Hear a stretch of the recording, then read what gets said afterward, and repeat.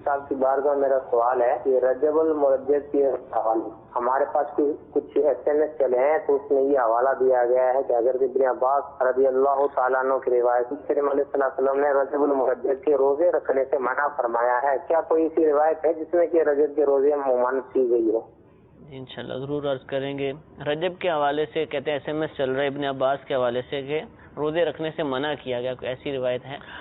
देखिए, ऐसा तो नहीं है कि रोज़े रखने से नबी करीम सल्लल्लाहु तआला अलैहि वसल्लम ने मना फरमाया हो। रजब के रोज़े के फ़ज़ाइल मौजूद हैं। ठीक है। हाफिज़ इब्न हजर अस्क़लानी रहमतुल्लाहि तआला अलैह हदीस के एक बहुत बड़े इमाम गुज़रे, मशहूर इमाम हैं। ठीक है।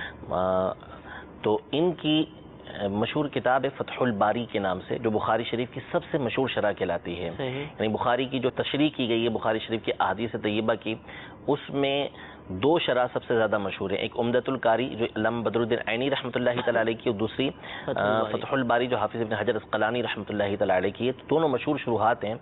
हदीस के बहुत बड़े ये इमाम गुजरे हैं। इनकी एक किताब है तबयीनुल अजब, हाँ, तबयीनुल अजब बिमा वरदा फ़ी रजब, कि रजब के हवाले से जो बातें जो अहादीस तय्यबा आई हैं उनका इन्होंने इसमें तज़किरा किया है।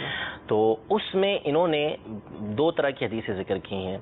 एक वो अहादीस जिक्र की हैं कि जो मौजू हैं, मन घड़त हैं, ठीक है, और यानी रजब के हवाले से बाज़ हदीस है कि जो नहीं है और वो लोगों ने बना ली, उसका तज़किरा भी फरमाया।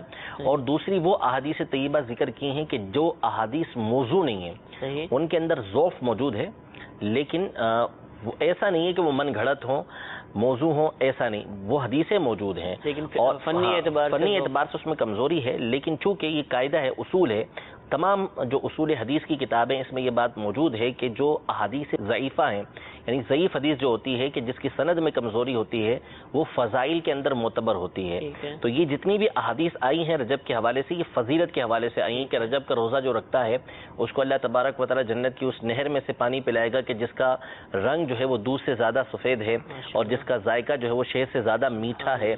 ये बात जो बयान फरमाई, ये फजीलत है, और फजीलत में जब ज़ईफ़ हदीस आती है तो वो मोतबर हुआ करती है। पहली बात ये। दूसरी बात ये कि इस हवाले से एक हदीस पाक जो ज़ईफ़ नहीं है, वो सही यानी हसन दर्जे की हदीस है। सुनन नसाई के अंदर ये हदीस पाक मौजूद है कि नबी करीम सल्लल्लाहु अलैहि वसल्लम बकसरत शाबान के रोज़े रखा करते थे। तो अर्ज़ की कि या रसूलल्लाह सल्लल्लाहु अलैहि वसल्लम, आप इस महीने के अंदर रोज़ा रखते हैं? तो फरमाया कि ये महीना है कि जो रजब और रमज़ान के दरमियान है और लोग इससे गाफिल हैं।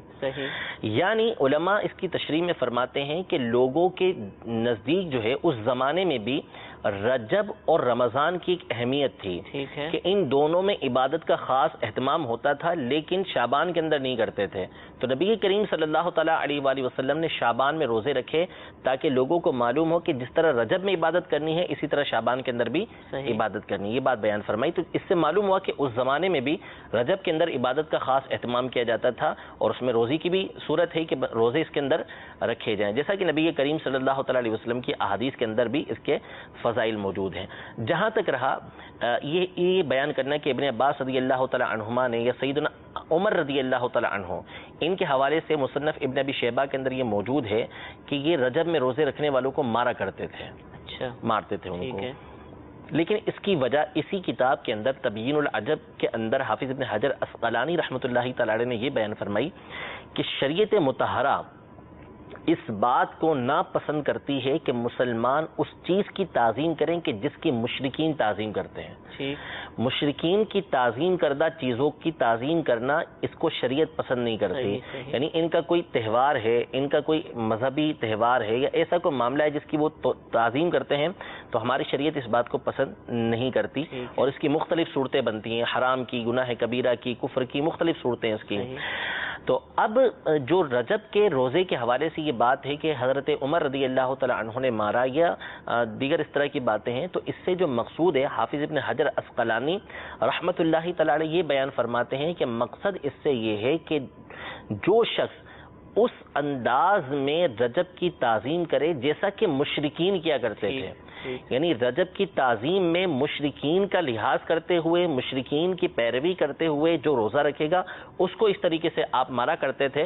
वरना हाफिज़ इब्न हजर अस्क़लानी फरमाते हैं कि इसके अंदर हर्ज किया है कि बंदा रजब के अंदर रोज़े रख रहा हो तो उसको क्यों मारा जाएगा, जबकि अहादीस भी इस बाब के अंदर मौजूद हैं। तो वो मारना इस बुनियाद पर था कि کوئی شخص اگر زمانہ جاہلیت کی رسم کو ادا کرتے ہوئے ان کے طریقہ کار کو اپناتے ہوئے اگر ان کے پیچھے چل کر اس طرح کا معاملہ کرے گا تو اس کے لیے سزا ہے، ورنہ اگر کوئی احادیث طیبہ کو سامنے رکھ کر، شریعت مطہرہ کے عمومی حکم کو سامنے رکھ کر کہ روزہ اللہ تبارک و تعالیٰ کو پسند ہے، اگر وہ رجب کے مہینے کے اندر روزے رکھتا ہے تو اس میں اصلاً کوئی حرج نہیں ہے۔ اور یہ بات ہم نے نہیں بلکہ حافظ ابن حجر عسقلانی رحمۃ اللہ تعالی علیہ جو 9ویں صدی ہجری کے بزرگ ہیں، انہوں نے اپنی کتاب تبیین العجب کے اندر اس کو بیان فرمایا ہے۔ ماشاءاللہ۔ تو اب جو حدیثیں ہیں اپنی طرف سے ان کا معنی سمجھ کر اس طرح بیان کرنا، دیکھیں بات وہی ہے کہ ایک طرف کی بات سننا اور پھر اس کے بعد جو ہے وہ آگے فارورڈ کر دینا یا آگے اس کے ذریعے اپنا اعتقاد اور ذہن بنا لینا، یہ درست نہیں ہوتا۔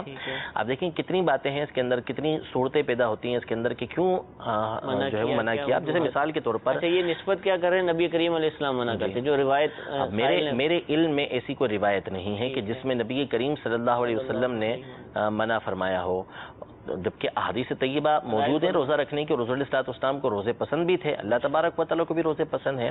تو احادیث طیبہ کا مطلب سمجھنا ہر ایرے غیرے کا کام یہ نہیں ہوا کرتا، اس میں دقتیں ہوا کرتی ہیں، اس کے اندر جو ہے وہ دقیق باتیں ہوتی ہیں، باریک باتیں ہوتی ہیں۔ اسی لیے تو قرآن پاک نے فرمایا کہ فَاسْأَلُوا أَهْلَ الذِّكْرِ إِن كُنتُمْ لَا تَعْلَمُونَ، اگر تم نہیں جانتے تو اہل علم سے سوال کرو۔ اگر ہر بات کو اسی طریقے سے خود سے جان لیا جاتا تو پھر اہل علم کی طرف رجوع کی ضرورت کیا تھی؟ کیوں قرآن پاک کے اندر اس کا حکم ہوا؟ تو اس لیے احادیث طیبہ جب اس طرح کے آئیں تو پھر علماء سے رجوع کرنا چاہیے، پوچھنا چاہیے، جب اس کی وضاحت ہو جائے تو پھر اس کے مطابق عمل کرنا چاہیے۔